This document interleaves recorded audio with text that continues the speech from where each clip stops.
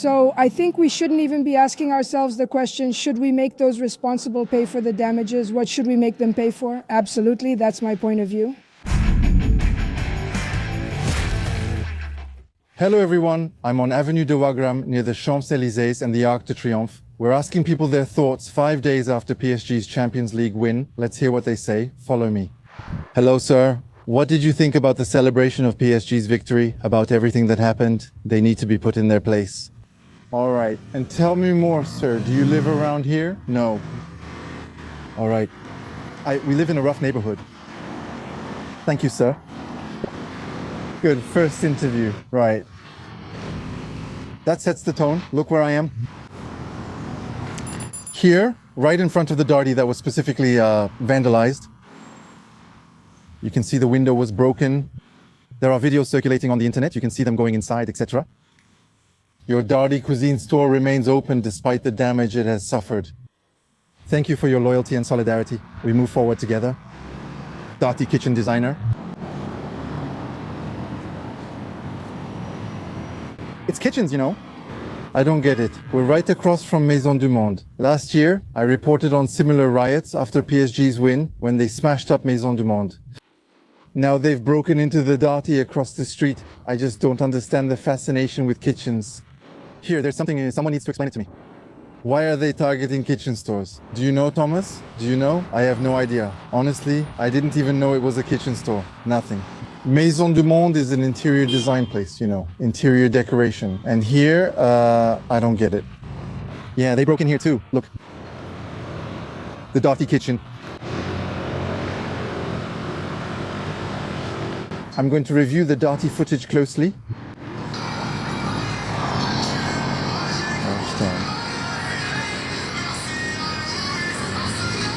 Damn, but it's really broken just for the sake of breaking it.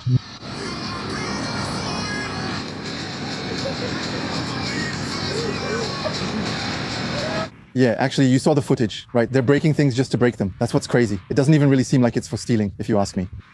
But why are they targeting a kitchen store? That, honestly, I just don't get it. And over there, look, the Decathlon, they trashed it too.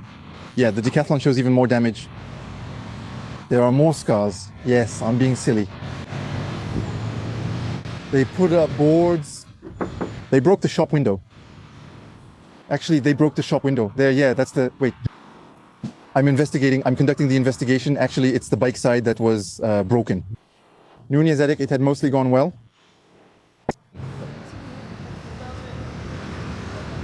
He gave me the finger, okay. He's not happy. We're not supposed to call out the vandalism. Hello, ma'am. Did you see what happened after PSG won? Yes? Unfortunately, yes, I saw it. Well, yes, I live in the Paris region, so yes, I saw it. So what did you think about it, honestly? It's pathetic. At some point, everything must stop. We can't keep living this way. I mean, that's what everyone says. At some point, it's supposed to be a moment of joy, a celebration. And now, for no reason, people end up smashing windows. Even though, on top of that, we already won.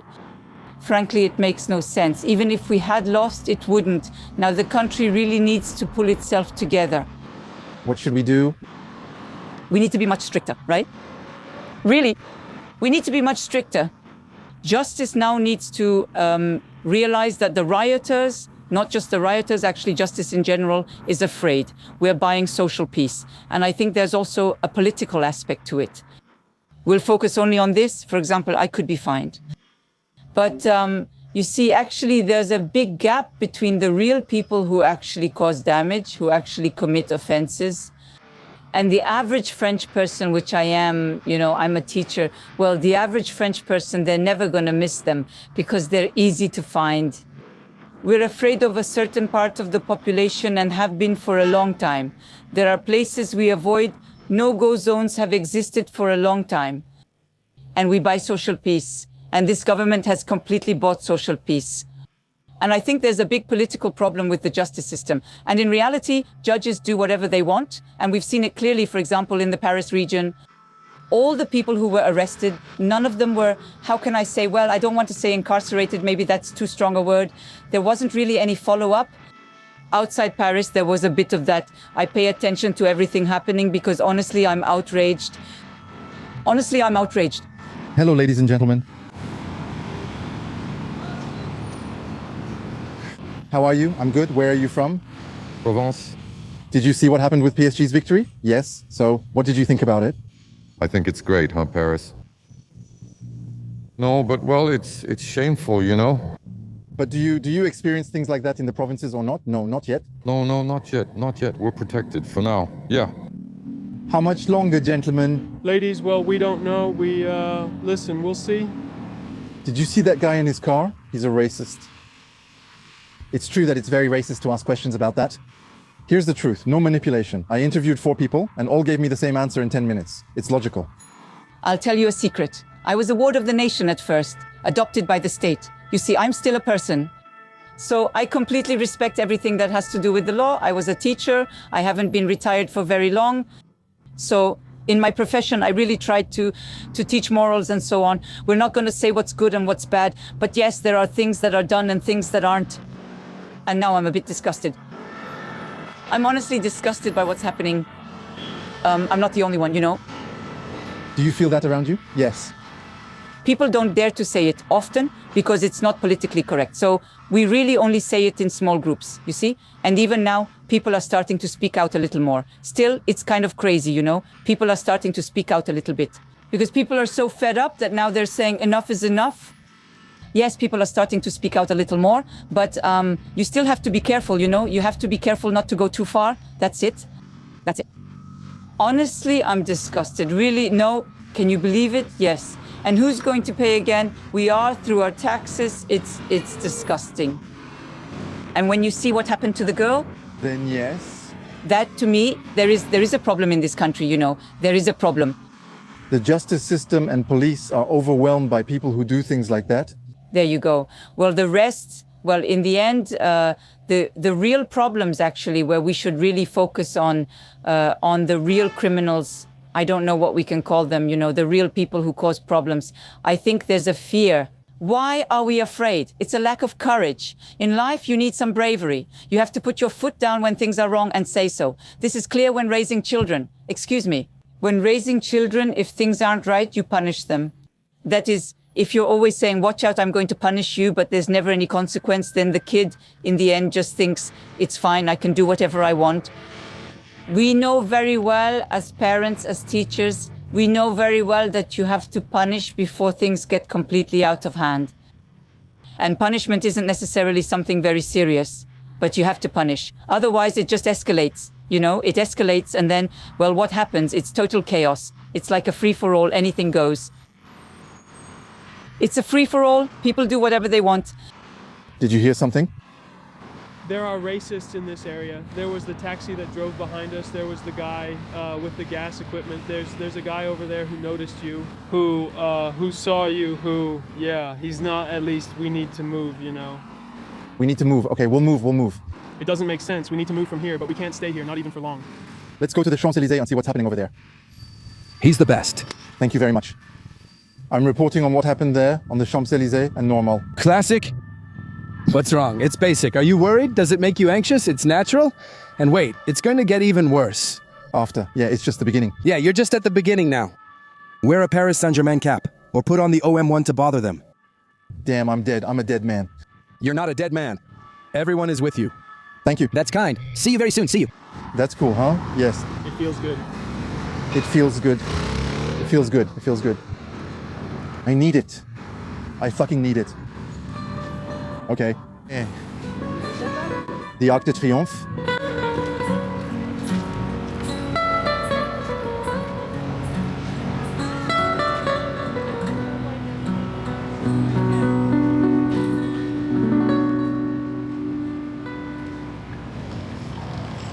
Thomas, that's the Qatari embassy. Great location right there. The least we can say is that there are cameras, you know, to keep an eye on it. In my opinion, they're filming us too, you know. Hello, sir. Hello. Did you see what happened there after PSG's win? Were you on the Champs-Élysées at that moment? Yeah, I was there. You were there? Yeah. So what happened then? Did you, well... I was there. I arrived at 3 a.m., but from 3 a.m. to 7 a.m., it was still wild.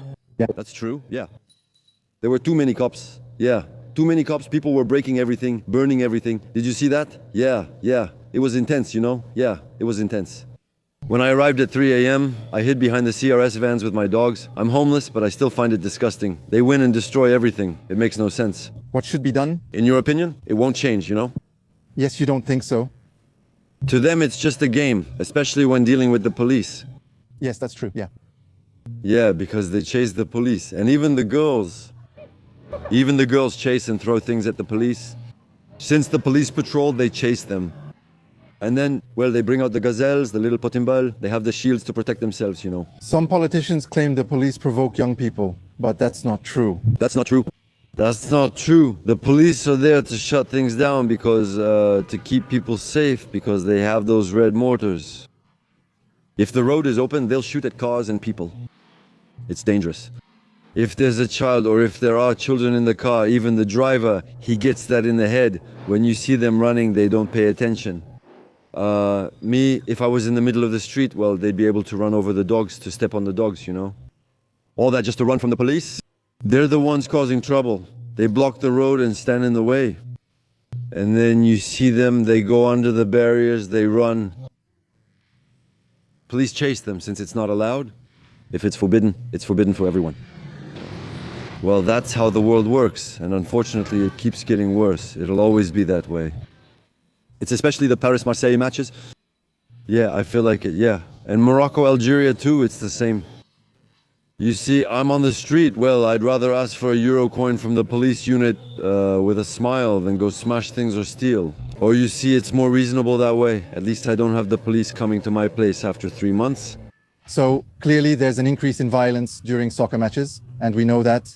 We have the numbers. In 1998, for France's victory in the World Cup, there were 1 to 1.5 million people on the Champs-Élysées. There were 30 arrests. And in 2026, for PSG's victory in the Champions League, there were 50,000 people on the Champs-Élysées. And there were 560 arrests in Paris. So basically, the ratio is that in 98, we had 1 arrest for every 50,000 people.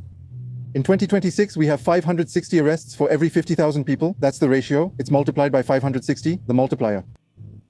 In 28 years, given that in 2026 the police couldn't arrest everyone because there were actually too many offenders.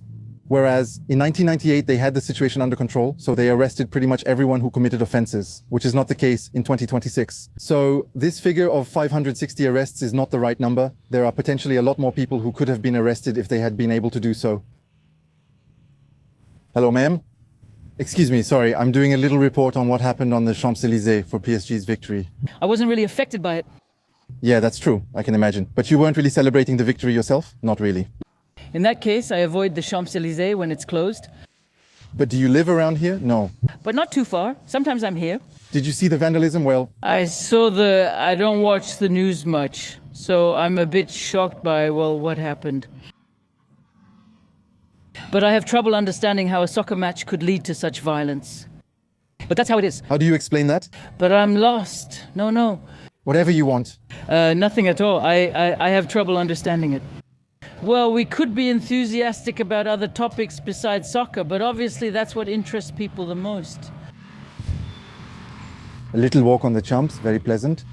We've been followed by a group of young people for about 10 minutes. Be careful, you're being recorded and filmed. They're hiding behind the kiosks and stands. I didn't see. Yeah, but they're kids. They must be about 14. 14 years old. Okay, look, Louis Vuitton, they anticipated how France would change. Look at their building. It's basically a safe. It's incredible. No, I'm kidding. Actually, the real Louis Vuitton store is over there. That's it, right there. That actually is just to cover up some construction work.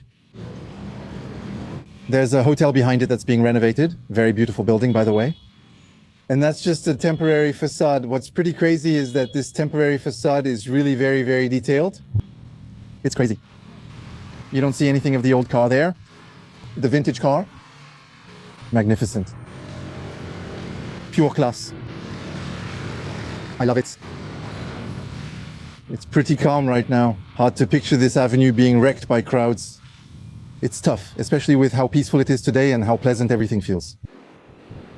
Yeah. Hello. Complicated. Show a lot of imagination. My bodyguard just told me that while I was interviewing the homeless person, a guy approached him and said, "If you weren't here, I would have beaten him up during the interview." It's going great. Good vibes. Good intentions.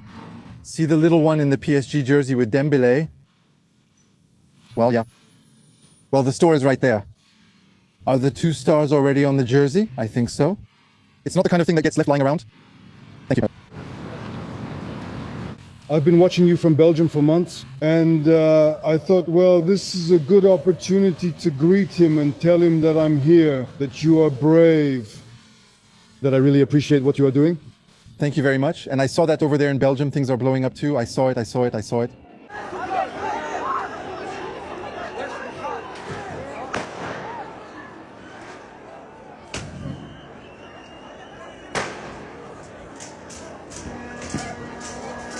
The same causes always create the same effects. Is Brussels up in flames and chaos now? Unfortunately, yes. The result is what happened at the Champions League final, to name just one example. Then they said, hey, let's take advantage of another event about national education. Yeah, I saw that, about the kingdom. And of course, they take the opportunity to stir things up, to put it politely. I feel like in Belgium it's worse than here. Absolutely, it's gotten worse. But it's unbelievable. It's unbelievable.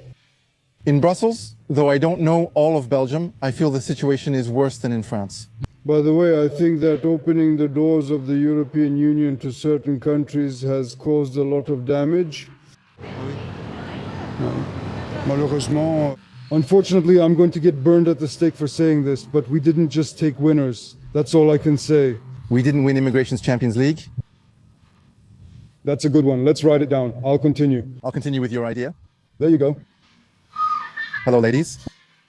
You came to buy the new PSG jersey, right? No, but we have some. No, we sent those who were interested.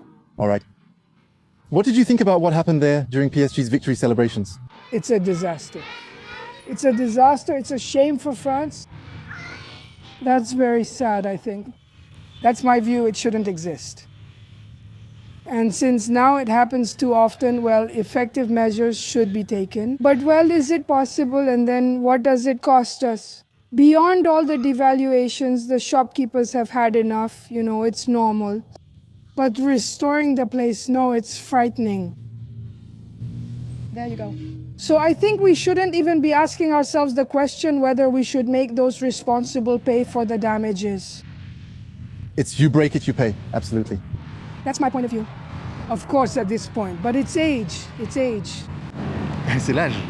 In any case, the vast majority of people I interview, if not all of them, are not at all in this mindset of trying to understand whether it's because of poverty or because of the police. Not at all. They understand the situation and say a tougher response is needed. That's what my interviewees say. So, are we racist? No, we're not racist. We have nothing to do with that. Poor Europe, that's all I have left to say. Honestly, poor Europe, poor Europe, poor Europe. Poor Europe, subtitles by Société Radio Canada.